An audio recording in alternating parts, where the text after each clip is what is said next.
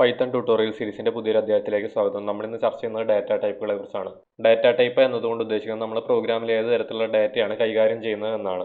Python ഒരു dynamically typed language ആണ്. അതുകൊണ്ട് ഉദ്ദേശിക്കുന്നത് എന്താണെന്ന് വെച്ച് കഴിഞ്ഞാൽ നമ്മൾ സിയിലോ അല്ലെങ്കിൽ ജാവയിലോ അതുപോലെ ഇൻഡ് എ ഇൻഡ് ബി എന്നൊക്കെ പറഞ്ഞ് നമ്മൾ നേരത്തെ തന്നെ ഡാറ്റ ടൈപ്പ് ഏതാണെന്ന് ഡിക്ലെയർ ചെയ്യേണ്ട ആവശ്യമില്ല പൈത്തൻ്റെ അകത്ത്. അതുകൊണ്ടാണ് പൈത്തൺ ഒരു ഡൈനാമിക്കലി ടൈപ്പ്ഡ് ലാംഗ്വേജ് ആണെന്ന് പറയുന്നത്. പക്ഷേ പൈത്തൺ ജാവാസ്ക്രിപ്റ്റിനെ പോലെ ടൈപ്പ് കോയേഴ്സിംഗ് അനുവദിക്കുന്നതല്ല. എന്ന് വെച്ച് കഴിഞ്ഞാൽ ഉദാഹരണം നോക്കുകയാണെന്നുണ്ടെങ്കിൽ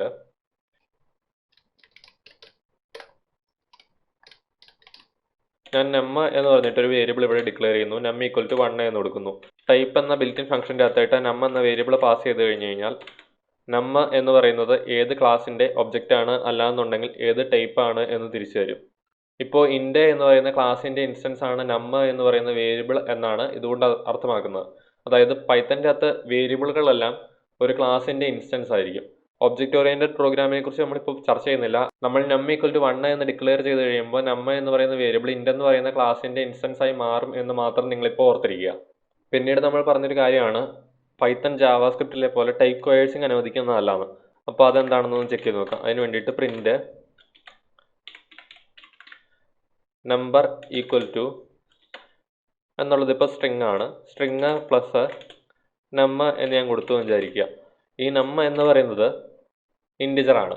അപ്പോൾ ജാവാസ്ക്രിപ്റ്റിലാണെന്നുണ്ടെങ്കിൽ കൺസോൾ ഡോട്ട് ലോഗ് ചെയ്യുമ്പോൾ നം എന്നുള്ളത് ഇൻഡിജർ ആണെന്നുണ്ടെങ്കിലും നമ്പർ ഈക്വൽ ടു എന്നുള്ളത് സ്ട്രിങ് ആയതുകൊണ്ട് ഈ നം എന്നുള്ളത് സ്ട്രിങ്ങിൻ്റെ അകത്തായിട്ട് കൺവേർട്ട് ചെയ്തിട്ട് കൺസോൾ ഡോട്ട് ലോഗ് എറർ ഇല്ലാതെ നമുക്ക് ഔട്ട്പുട്ട് തിരിച്ചു വരുമായിരുന്നു. പക്ഷേ പൈത്തൺ ടൈപ്പ് കോയേഴ്സിംഗ് അനുവദിക്കില്ലാത്ത കാരണം നമുക്ക് ടൈപ്പ് എറർ ആയിരിക്കും കിട്ടാൻ പോകുന്നത്.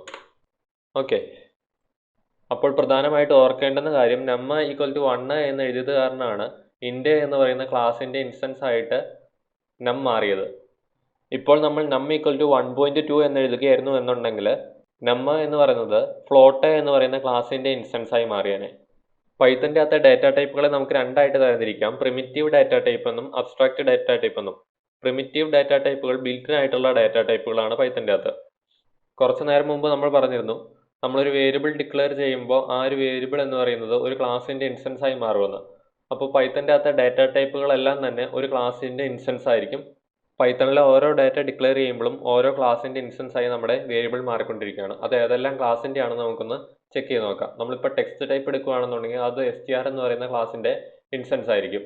ന്യൂമറിക് ടൈപ്പ് എന്ന് പറയുമ്പോഴത്തേക്കും ഇൻഡ് ഉണ്ടാവും, ഫ്ലോട്ട്, കോംപ്ലക്സ്, ഈ 3 ക്ലാസിൻ്റെ ഇൻസ്റ്റൻസ് ആണ് സാധാരണഗതിയിൽ ന്യൂമറിക് ടൈപ്പ് വരിക. സീക്വൻസ് ടൈപ്പിൻ്റെ അകത്ത് വരുന്നതെന്ന് വെച്ച് കഴിഞ്ഞാൽ ലിസ്റ്റ്, ടപ്പിൾ, റേഞ്ച് എന്നിവയാണ്. മാപ്പിംഗ് ടൈപ്പിൻ്റെ അകത്ത് ഡിക്ഷണറി വരും. സെറ്റ് ടൈപ്പിൻ്റെ അകത്ത് സെറ്റും ഫ്രോസൺ സെറ്റും ഉണ്ടാവും. ബൂളിയൻ ടൈപ്പിൻ്റെ അകത്ത് ബൂളും, ബൈനറി ടൈപ്പിൻ്റെ അകത്ത് ബൈറ്റ്സും ബൈറ്റ്സ് അറേയും മെമ്മറി വ്യൂവും ഉണ്ടാവും. ഇപ്പോൾ പറഞ്ഞ ഓരോ ഡാറ്റ ടൈപ്പിനെ കുറിച്ച് നമുക്ക് വരും വീഡിയോകളിൽ ചർച്ച ചെയ്യാം. ഒരു വേരിയബിൾ ഏത് ക്ലാസിൻ്റെ ഇൻസ്റ്റൻസ് ആണെന്ന് ചെക്ക് ചെയ്യാൻ വേണ്ടിയിട്ട് നമുക്ക് ടൈപ്പ് എന്ന് പറയുന്ന ബിൽറ്റ് ഇൻ ഫംഗ്ഷൻ ഉപയോഗിക്കാമെന്ന് നമ്മൾ നേരത്തെ കണ്ടാണ്. ഇനി അടുത്തതായിട്ട് നമുക്കൊരു ഡാറ്റ ടൈപ്പ് ഏതെങ്കിലും പർട്ടിക്കുലർ ക്ലാസിൻ്റെ ഇൻസ്റ്റൻസ് ആണോ എന്ന് ചെക്ക് ചെയ്യാൻ വേണ്ടിയിട്ട് ഈസ് ഇൻസ്റ്റൻസ് എന്ന് പറയുന്ന ബിൽറ്റ് ഇൻ ആയിട്ടുള്ള ഫംഗ്ഷൻ യൂസ് ചെയ്യാം. അപ്പോൾ അതെങ്ങനെയാണെന്നും കൂടെ നമുക്കൊന്ന് ചെക്ക് ചെയ്ത് നോക്കാം. ഇവിടെ നമ്മൾ നം എന്ന് പറയുന്ന വേരിയബിൾ ഇവിടെ ഡിക്ലെയർ ചെയ്തിട്ടുണ്ട്. നം എന്ന് പറയുന്നത് ഇൻഡ് എന്ന് പറയുന്ന ക്ലാസിൻ്റെ ഇൻസ്റ്റൻസ് ആണ്. അപ്പോൾ ഇൻഡ് എന്ന് പറയുന്ന ക്ലാസിൻ്റെ ഇൻസ്റ്റൻസ് അല്ലേ ഇത് എന്ന് ചെക്ക് ചെയ്യാൻ വേണ്ടിയിട്ട് നമുക്ക് ഈസ് ഇൻസ്റ്റൻസ് യൂസ് ചെയ്യാം. അപ്പോൾ ഈസ് ഇൻസ്റ്റൻസ് ഓഫ് വേരിയബിൾ ഏതാണ് എന്നുള്ളതാണ് ആദ്യത്തെ ആർഗ്യുമെന്റ്. രണ്ടാമത്തെ ആർഗ്യുമെന്റ് ഏത് ക്ലാസിൻ്റെ അകത്താണെന്നാണ് നമുക്ക് ചെക്ക് ചെയ്യേണ്ടത് എന്നുള്ളത്. നമ്മൾ ഏത് ക്ലാസിൻ്റെ അകത്താണെന്ന് ഉദ്ദേശിക്കുന്നത് നമ്മൾ നേരത്തെ പറഞ്ഞിരുന്നു. ഇപ്പോൾ ഇൻഡ് എന്ന് പറയുന്നത് ന്യൂമറിക് ടൈപ്പിൻ്റെ അകത്ത് വരുന്ന ക്ലാസ്സുകൾ എന്ന് പറയുന്നത് ഇൻഡ്, ഫ്ലോട്ടോ, കോംപ്ലക്സ് ആണ്. അപ്പോൾ ഇൻഡ് ആണോ എന്ന് ചെക്ക് ചെയ്യാൻ വേണ്ടിയിട്ട് ഇൻഡ് എന്നിവിടെ ക്ലാസിൻ്റെ പേരാണ് കൊടുക്കേണ്ടത്.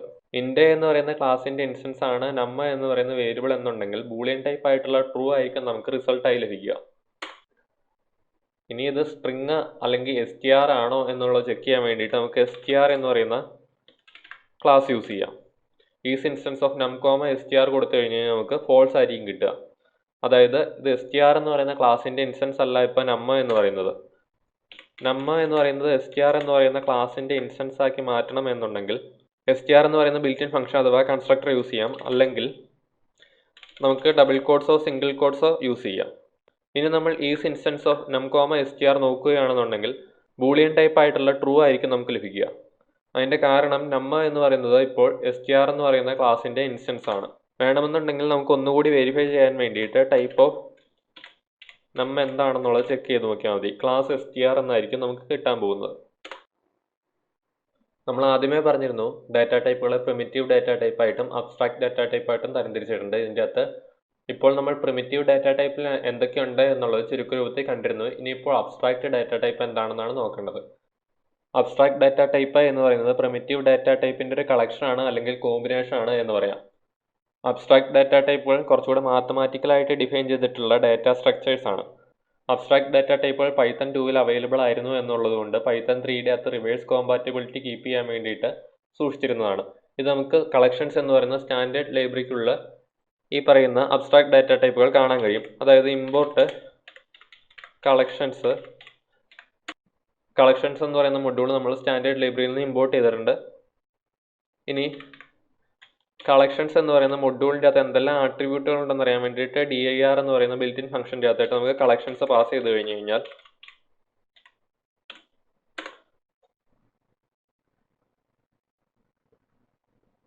നമുക്ക് ഇവിടെ ഒരു ലിസ്റ്റ് കാണാം. ഈ ലിസ്റ്റിൻ്റെ അകത്ത് കാണുന്ന നെയിംഡ് ടപ്പിൾ, ഡെക്ക് അഥവാ double ended queue, default dict, ordered dict ഇവയെല്ലാം തന്നെ അബ്സ്ട്രാക്ട് ഡാറ്റ ടൈപ്പാണ്. ഈ അബ്സ്ട്രാക്ട് ഡാറ്റ ടൈപ്പുകൾക്ക് അതിൻ്റെതായ പ്രാധാന്യമുണ്ട്. എന്നാൽ പ്രിമിറ്റീവ് ഡാറ്റ ടൈപ്പുകൾ ഉപയോഗിച്ച് അബ്സ്ട്രാക്ട് ഡാറ്റ ടൈപ്പ് നമുക്ക് ഉണ്ടാക്കാൻ കഴിയുമെന്നുള്ളതിനാൽ പൈത്തൺ 3.10 മുതൽ അബ്സ്ട്രാക്ട് ഡാറ്റ ടൈപ്പുകൾ പൈത്തണിൽ നിന്നും റിമൂവ് ചെയ്യുമെന്നാണ് പൈത്തൺ ഡോക്യുമെന്റേഷനിൽ പറയുന്നത്. അപ്പോൾ ശരി, വീണ്ടും കാണാം.